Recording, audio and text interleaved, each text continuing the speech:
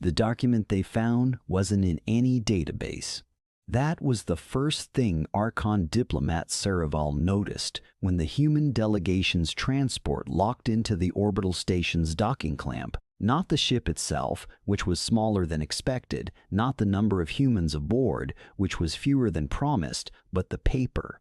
Actual press fiber paper, folded once, handed directly to the station's intake officer by a human who said nothing, whose eyes moved slowly across the room the way a predator's eyes move, cataloging exits.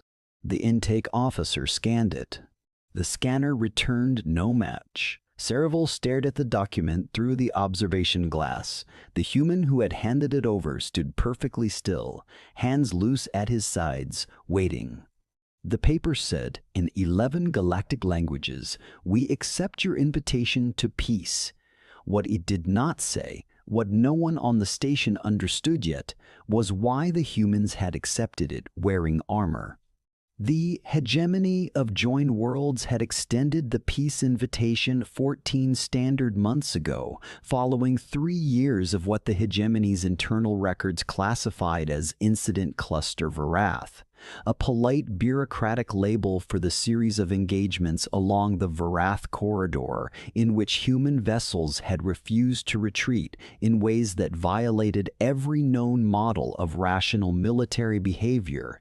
They had not won those engagements. That was the important detail that kept circulating through hegemony military analysis, surfacing in report after report like something that wouldn't sink. The humans had not won. But they had not stopped. Saraval had read every translated intercept from those engagements. The human commanders had understood in real time that their tactical position was non-viable.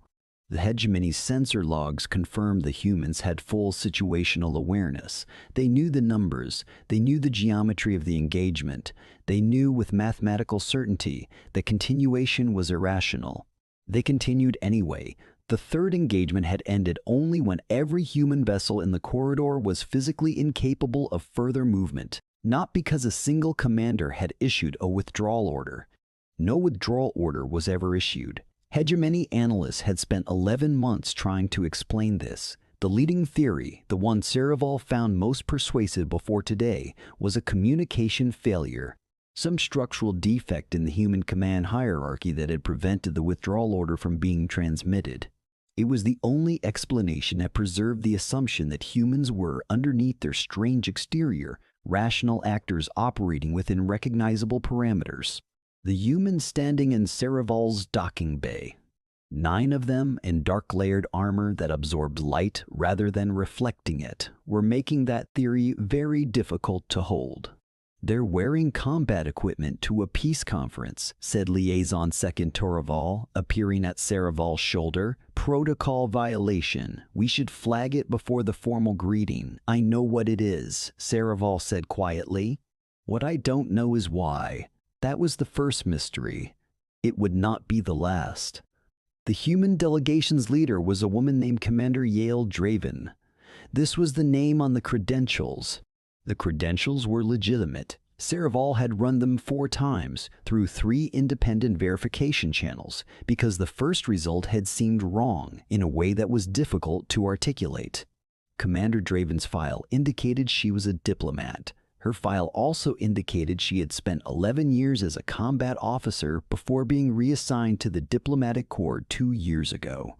What the file did not explain, what no amount of database searching explained, was why a combat officer had been assigned to lead this delegation at all, or why her 2-year diplomatic career consisted entirely of postings to what the hegemony's own territorial maps labeled active conflict zones. She had never negotiated a peace in a stable environment.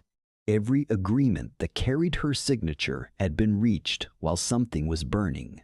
Saraval watched her walk through the docking corridor. She moved like she was crossing a space she had already measured. Her eyes went to the ceiling joints, the ventilation grills, the spacing between the hegemony security personnel lining the corridor walls, and then, only then, last of all, to Saraval's face. "Archon diplomat," she said. Her translator rendered the words in clean hegemony standard. "Thank you for the invitation, Commander Draven." Siraval performed the formal greeting gesture. "The hegemony welcomes before we begin," Draven said, not loudly, not aggressively, simply as a statement of fact. "I need to know which of your security personnel in this corridor have weapons capable of penetrating our armor." Silence. Torval made a sound that didn't translate. Draven waited, hands loose at her sides, the same posture as the soldier who had handed over the paper. Saraval realized. They all stood that way, not tense, not aggressive, just ready in the way that a door is ready, in the way that something load-bearing is ready. "That is not a standard opening question," Saraval said carefully. "No," Draven agreed.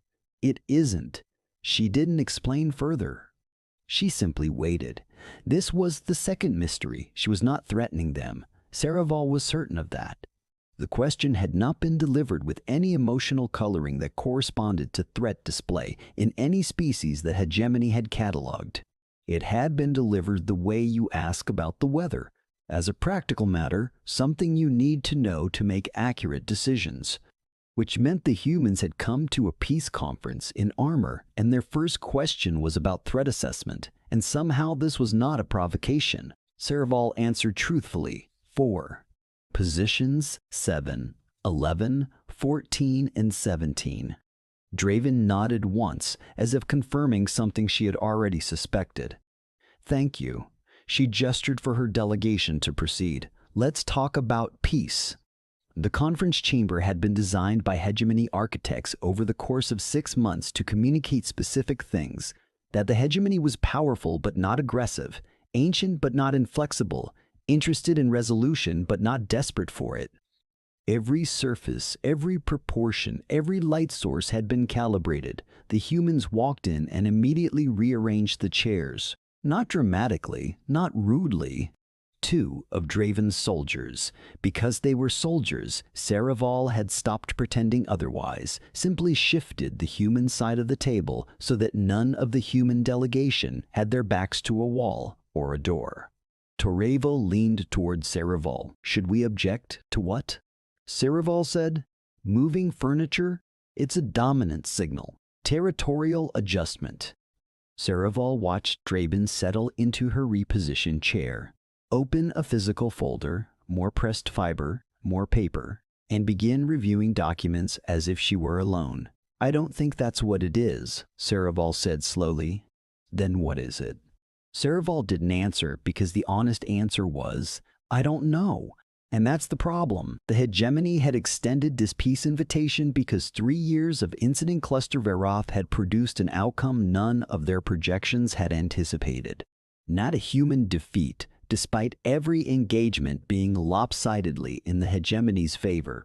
Not a human victory, despite the humans' inexplicable refusal to accept losses.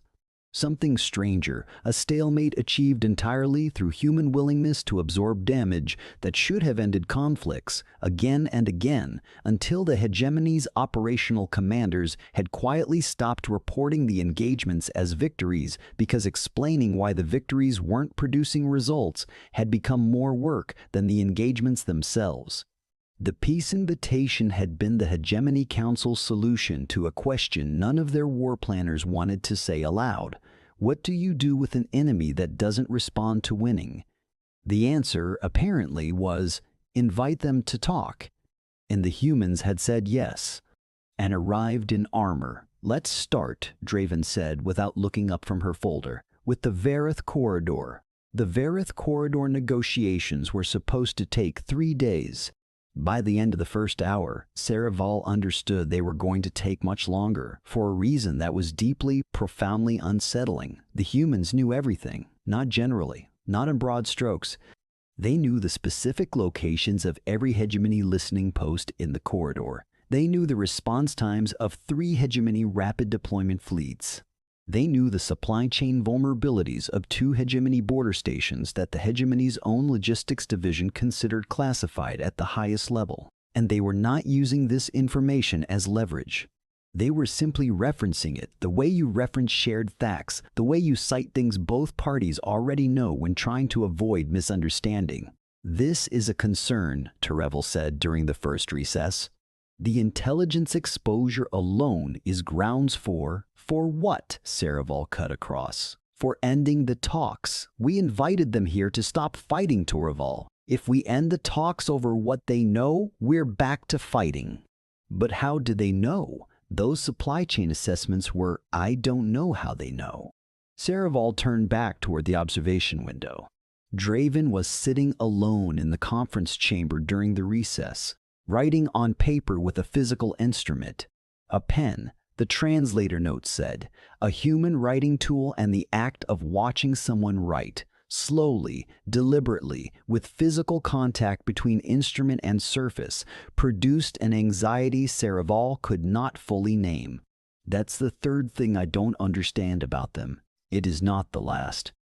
The third mystery, then, the humans had intelligence that shouldn't exist, and they were deploying it not as a weapon but as a demonstration. We see you clearly, and Saraval could not determine whether that was a threat or an offer of trust. Possibly, she was beginning to suspect, it was both. By the end of the second day, the misinterpretations had started to compound. The first one happened during a session on border monitoring protocols. One of Draven's soldiers, the human designated in the hegemony, records only as security attachment, unranked, had remained standing throughout the morning session despite a chair being available. Hegemony cultural analysts observing through the chamber feed had flagged this as an aggression display, refusal to take a lower posture in contested space. Saraval had been preparing to address it diplomatically when Draven said, without interrupting her own explanation of human territorial monitoring preferences, "Rook, sit down. Your leg is going to lock up again." The soldier, Rook, said, "I'm fine." Rook sat down, pulled the chair at a specific angle. And Saraval noticed for the first time the faint asymmetry in how the soldier held himself, the left side marginally lower, a barely perceptible compensation. An injury. A recent one. He was standing not to signal dominance, but because sitting in certain positions caused pain, and he was managing it with the careful economy of someone who did not want the pain to interfere with his function. Saraval quietly sent a note to the cultural analysis team, revised the standing posture assessment. The display is medical management, not aggression signaling. The reply came back 12 minutes later. Understood. We are also revising our assessment of the equipment cases they brought aboard. Initial reading was weapons storage. Reanalysis suggests medical supply kits. Saraval stared at that message for a long time. They had boarded a peace conference station carrying medical kits alongside their sidearms, and Saraval had watched a commander notice an injured subordinate's pain from across a table while conducting a complex diplomatic negotiation, and something about both of these facts together was producing a feeling Saraval didn't have clean language for. The hegemony had spent 3 years assuming it understood the shape of human decision-making. It was becoming alarmingly clear that they had been observing the surface of something without seeing the structure underneath.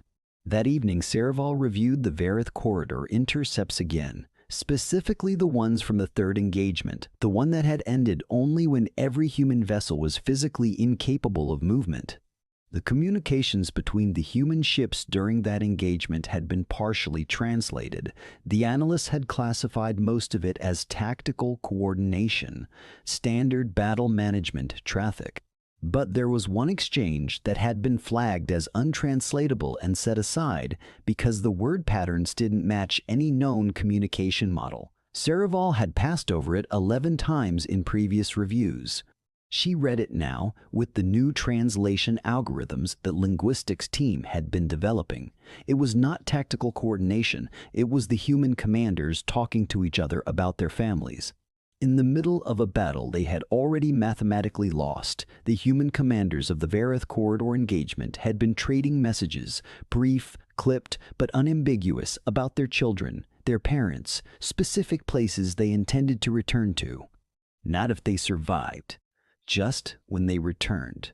As though return was not a conditional possibility but a fixed future point, something they were holding in place by the sheer act of naming it. Everything I thought I understood was incomplete. The thought arrived in Saraval's mind fully formed, like something that had been waiting. She called Toraval. We've been reading the Varath intercepts wrong. The behavior we classified as irrational continuation. It wasn't irrational. They had a reason structure we didn't have a category for. What reason? Toraval said. They were keeping promises, Saraval said. To people who weren't there. They were refusing to die because they had told someone specific that they were coming home. Silence on the channel. That's, Toraval started. I know, that's not a military calculation. That's not a strategic framework. That's personal. Saraval said. Yes, it's personal. Every engagement in the Varath corridor was personal, for each one of them individually. Not for the human species as a political entity, for specific individual humans who had made specific commitments to specific other humans and were not willing to break them. Another silence. Archon diplomat. Toraval said quietly. If that's true, if that's what sustained the Varath engagements, then our entire threat assessment model is built on the wrong foundation. We've been treating them as a unified rational actor with anomalous behavior patterns. But if every single human soldier is individually anchored to, you can't defeat it, Saraval said. You can destroy the ships, you can eliminate the combatants. But you cannot defeat the reason they're fighting, because the reason lives in the heads and hearts of specific people who are not on the battlefield. It doesn't break when the combatants do. It outlasts them. She paused. It probably intensifies when you eliminate them, because now there are people who were promised a return, and it didn't come, and those people are still there. She was suddenly aware of how cold the room was. Torevel, she said, how many engagements have we had with human forces in the last 3 years? 41 classified, plus the Varath cluster. And in how many of those engagements did we destroy human vessels with crew? A longer pause. Archon diplomat, I don't see the relevance of how many. 37. Saraval sat very still. 37 engagements. Crews. People who had told someone they were coming home. In this delegation, these 9 humans in their light-absorbing armor, with their medical kits and their paper and their repositioned chairs, had come to a peace conference, and their first question had been about which weapons could penetrate their armor, and suddenly, Saraval understood the question had not been tactical at all. It had been mathematical. They were calculating acceptable risk, not to themselves, to the peace. They were determining whether, if something went wrong in this room, they could survive long enough for the peace to be salvageable. They had come here believing they might die, and they had come anyway because someone had made a commitment. Commander Draven. Saraval found her in the corridor outside the conference chamber on the morning of the 3rd day, and the directness of what she was about to do went against every diplomatic convention she had been trained in, and she did it anyway. I need to ask you something outside the formal session. Draven looked at her steadily. All right, the soldiers you brought, the armor, the question about our weapons penetration capabilities. Saraval paused. You came here expecting this to go wrong. Draven didn't answer immediately. She looked down the corridor, the exit direction, Saraval noticed. Not any of the security positions, not a threat assessment, something else. We came here expecting anything, she said finally. That's different.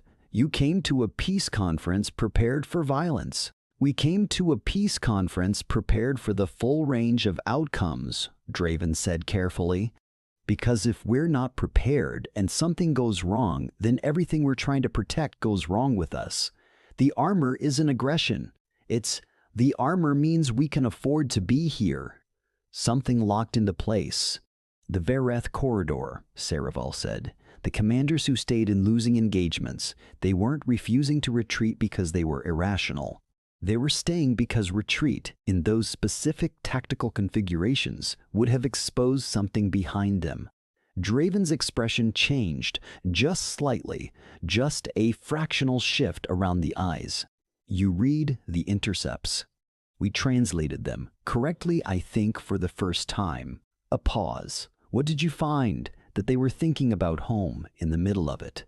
They were thinking about specific people and specific places, and they were not willing to have those things be the cost of withdrawal. Draven was quiet for a moment. When she spoke, her voice was level, but something underneath it was not. Rook, she said, the soldier you've seen standing. He was in the second Varath engagement. His ship was the last one that stopped being capable of movement. He got out. A lot of people he knew didn't. She looked at the wall. He's here because he made a specific promise to every person who didn't make it out of Varoth, that if there was a chance to make it mean something, to make the peace real, he would be the one standing in the room. Siraval absorbed this. That's why he stands, she said. That's why he stands, because sitting is comfortable.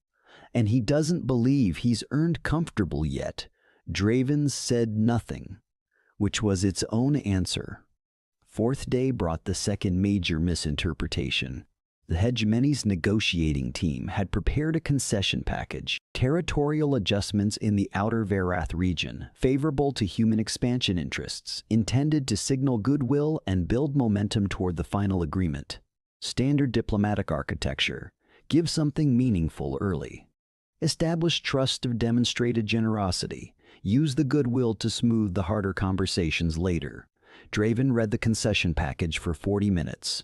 Her delegation read it simultaneously. None of them spoke. Then Draven set it aside and said, "We need to talk about the monitoring stations first."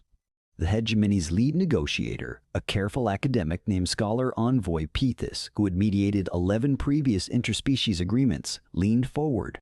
"Commander, the territorial concessions represent a significant, I know what they represent." Draven's voice was not unkind. "I'm setting them aside for now." Pethys looked at Cerebal. Cerebal gave a microscopic gesture. "Proceed. The monitoring stations," Pethys said. "You're referring to the sensor installations in the mid-corridor region." "I'm referring to the installations at coordinates you haven't officially acknowledged exist," Draven said, and opened her paper folder and produced a map printed on more fiber paper and laid it on the table. Silence. The coordinates were marked in precise detail. Every installation, including 3 that had been placed in the last 8 months, installed under a cover program the Hegemony Council itself had approved in closed session. Pethys went very still. "Where did you? We'd like them decommissioned as part of any agreement," Draven said. "All of them, including the 3 new ones." The session broke for recess 20 minutes later. In the side chamber, Pethys turned to Cerebal with an expression that was less diplomatic and more afraid. "They shouldn't have that. Those coordinates are restricted to Hegemony Council level access.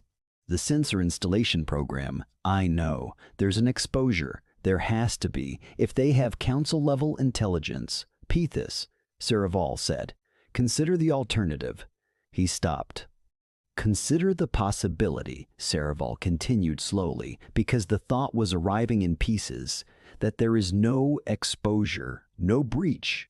Consider the possibility that they observe the stations directly, that they went into the corridor physically with human observers and found the stations through direct observation rather than intelligence theft." Pethys stared at her. "That would mean they were in the corridor during the monitoring installation period, which means during the ceasefire interval between the second and third Varath engagements, while we were installing the stations, they had people in the corridor doing reconnaissance. Yes. During the ceasefire? Yes. Yes. That's I know what it is," Cerebal said. "I know exactly what it means. What I'm trying to determine is whether it changes the nature of what they're proposing or whether it confirms it." Pethys blinked.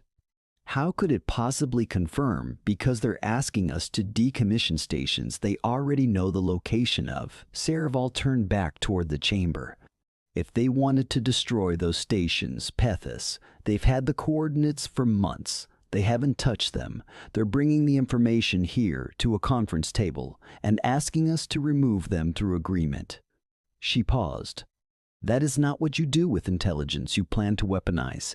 That is what you do with intelligence you plan to use as a foundation for trust. She walked back into the conference chamber. Draven looked up from her paper. The monitoring stations, Saraval said. All of them. Agreed. Something crossed Draven's face. Not triumph. Too tired for triumph. Something more like the expression of a person who has been carrying something heavy for a long time and has just been told they can set it down. Thank you, she said quietly. The fifth day was when Rook spoke for the first time in the session. He had been present for every session, sitting at the far end of the human delegation's repositioned table, saying nothing, watching. The hegemony's analysts had categorized him variously as a bodyguard, a symbolic presence, a silent authority figure. Saraval had stopped trusting the analysts' categorizations 3 days ago. The discussion had reached the hardest section, reparations, what the hegemony would provide to acknowledge the losses sustained by human populations in the Varath corridor engagements. Not just ship losses.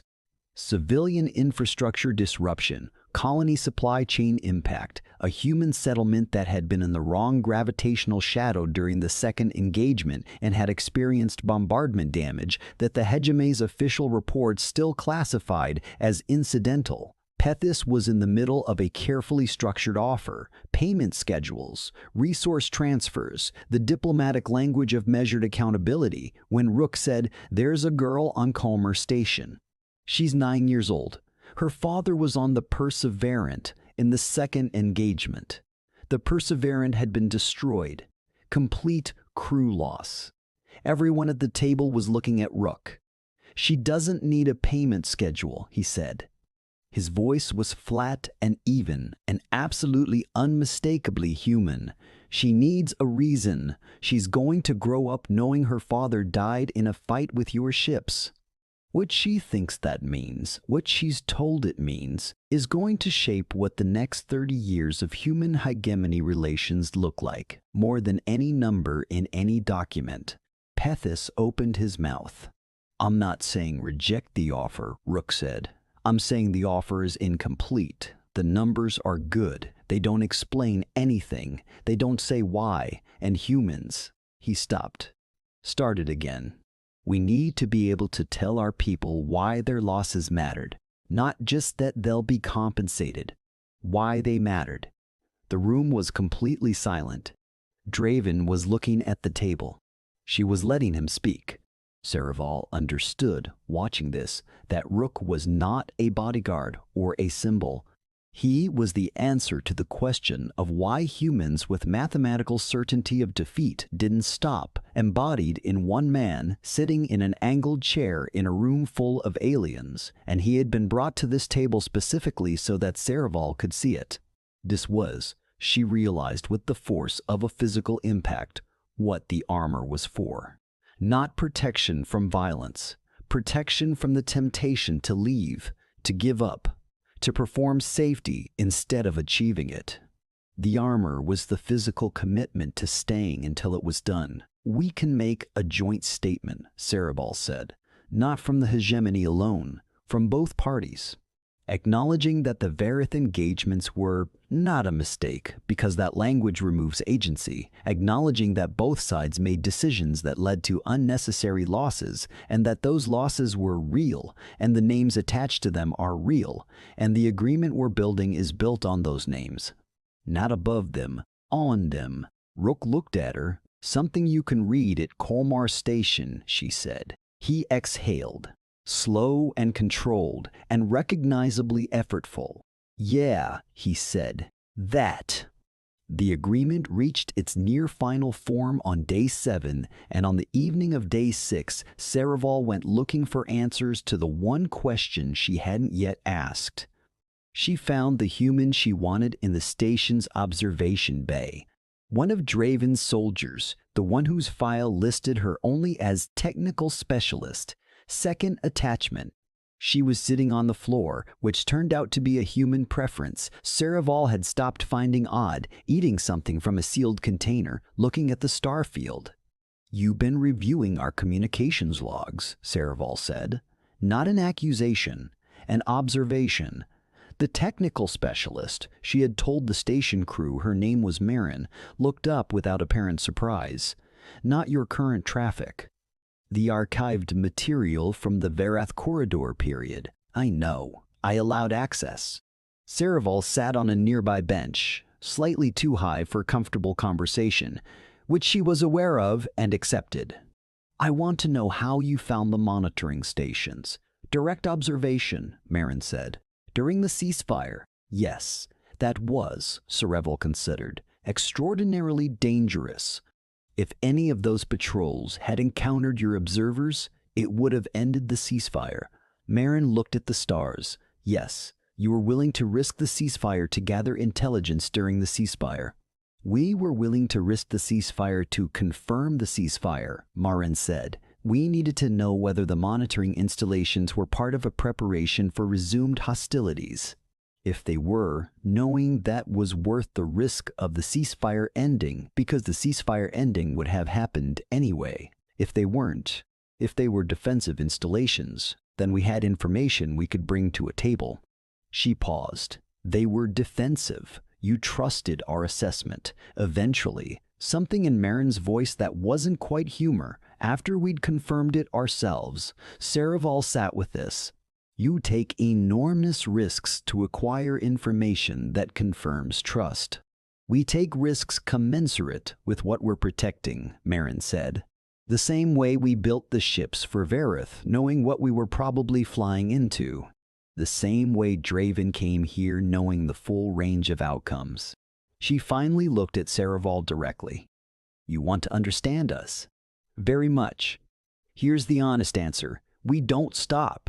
That's it. That's the whole thing. Every calculation you run, every analysis of our behavior, the common factor is that we identify something worth not stopping for, and then we don't stop." She returned to her food. "Most species, I think, stop when the cost exceeds the projected return.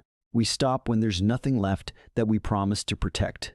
We haven't hit that threshold yet. I hope we never do."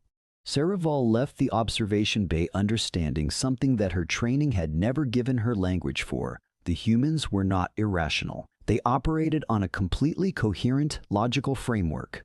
It was simply that the foundation of their logic was not survival. It was commitment. Promises made to specific people, to specific futures, which anchored them against the mathematics of cost-benefit analysis, the way an actual anchor holds a ship, not by being stronger than the current, but by being attached to something that doesn't move. You couldn't outfight an anchor. You couldn't threaten it. You could only cut the chain. And cutting the chain, she now understood, was not something that produced surrender. It produced a different kind of human entirely. The final signing session was held on day 8. Both parties had reviewed every clause. The territorial adjustments were fair. The monitoring station decommissions were scheduled. The joint statement, the one Rook had asked for, the one that would be read at Kolmar Station and 11 other places where humans needed to be told why, was finalized. Draven signed first. With a pen on paper, the physical contact, the deliberate slowness of it, the way she pressed down as if making sure it went through. Saraval signed second with the standard hegemony digital seal. Then she paused and produced a physical stylus borrowed from the station's historical archive, the kind the founders of the hegemony had used for treaty documents 2,000 years ago, and signed again, in ink, on the paper copy, below Draven's name. Draven looked at this. It seemed appropriate, Saraval said, a small thing, the kind of gesture that never appears in diplomatic analyses. Draven held the document for a moment, looking at the two signatures, and then carefully folded it once, exactly as the intake document had been folded 8 days ago, and handed it to Rook, who was standing, as he always stood, at the edge of things. He took it, held it the way you hold something you have been waiting a long time to hold. He didn't say anything. He didn't have to. 3 months later, the first hegemony diplomatic mission arrived at Colmar Station, carrying the joint statement and a hegemony cultural envoy named Saraval, who had requested the posting herself. The girl was 9 years old. Her name was Petra. She had her father's eyes, which was information Rook had provided, and she stood in the station's reception bay with a specific quality of stillness that Saraval had, by now, learned to recognize. She was listening. She was measuring. She was deciding whether what was offered was real. Saraval crouched down, an uncomfortable posture for her body, but correct for the conversation, and said, "Your father's ship was called the Perseverant." Petra looked at her. "I know. I want to tell you what that name means to us now." Saraval opened the document, the paper one, with the 2 signatures. The Perseverance crew held a position they knew was untenable because withdrawing would have exposed civilian traffic lanes behind them. We know this now because we translated the records correctly. Finally, they held it until they couldn't hold it anymore. That's why we're having this conversation instead of a different kind of conversation. Because they held. Petra looked at the document. "Is that true?" she said. "Yes." "You're not just saying it?" "No," Saraval said. "I verified it myself. Personally, it took a long time." Petra was quiet. Then she took the document and held it carefully, and she didn't cry because she was 9 years old and she had learned not to. And the specific kind of courage required to learn not to at 9 years old was one that Saraval recognized now as something she had been looking at for 8 days without correctly understanding what it was. This was what Rook was protecting, not a political entity, not a species. This, one girl holding a piece of paper in a station corridor, deciding whether the universe was something she was going to trust again. Everything else, the armor, the chairs, the repositioned table, the ceasefire reconnaissance, the messages about homes sent between ships in a battle they'd already lost. Everything else was just the mechanism by which humans made sure this moment was possible. They had built themselves into weapons. Not to destroy, to hold the line long enough for this. On the journey back from Colmar Station, Saraval wrote a report to the Hegemony Council. It was the first report on the human question in 3 years that did not use the phrase anomalous behavior. It was not long. It said in essence, we have been measuring humans against the wrong standard. We look for the threshold at which they would make the rational choice to stop. This threshold does not exist in the form we were searching for. Humans do not stop when cost exceeds return. Humans stop when every specific thing they were fighting for is safe, or when they are no longer physically capable of fighting. In 37 engagements, we never produced the first condition and only occasionally produced the second. In the second condition, they did not capitulate, they simply stopped being able to move. The distinction matters more than we previously understood. The Vareth Corridor Agreement is real and durable, not because we found their limit, but because we addressed the specific things they had committed to protecting. Peace with humans is achievable by the same mechanism that makes them difficult to defeat. If you give them something real to protect, they will protect the peace with the same irrational tenacity with which they protected everything else. My recommendation is that all future hegemony engagement with human polities be premised on this understanding. Humans are not the strongest species in the galaxy. They are not the most advanced. They are not the fastest or the most numerous. They are the species willing to continue long after every rational civilization would stop. This is not a limitation. It is the most important thing about them. Handle accordingly. She sealed the report and looked out the viewport at the stars and thought about a 9-year-old girl holding a piece of paper, deciding whether the universe was trustworthy. She thought about Rook standing throughout every session and the specific dignity of choosing discomfort as a form of witness. She thought about messages about home, sent between ships in a battle that math had already decided, and how those messages were not denial of the math. They were a different kind of math. The kind where what you owe to the living and the dead is a quantity that doesn't go to zero no matter how many variables you adjust. The stars moved. Somewhere in the Vareth corridor, decommissioning teams were dismantling monitoring stations, and a 9-year-old was reading a document signed in 2 kinds of ink, and Rook was standing somewhere he had promised someone he would stand. Saraval thought, "We are a very old civilization. We have met 63 species. We have never met anything like this," she thought. "They came to a peace conference in armor, and I spent 8 days being afraid of the armor, and the whole time it was the simplest thing I had ever seen. It was just people who refused to let the people they loved become the price of their own safety," she thought. Finally, what she would not put in any report because there was no diplomatic language for it. What lived underneath everything else she now understood about humans. They don't fight because they're brave. They fight because they've already decided, before the battle, before the fear, before the math, that there are people who need them to be alive, and that decision is made in a place no weapon has ever successfully reached. The stars moved. The peace held.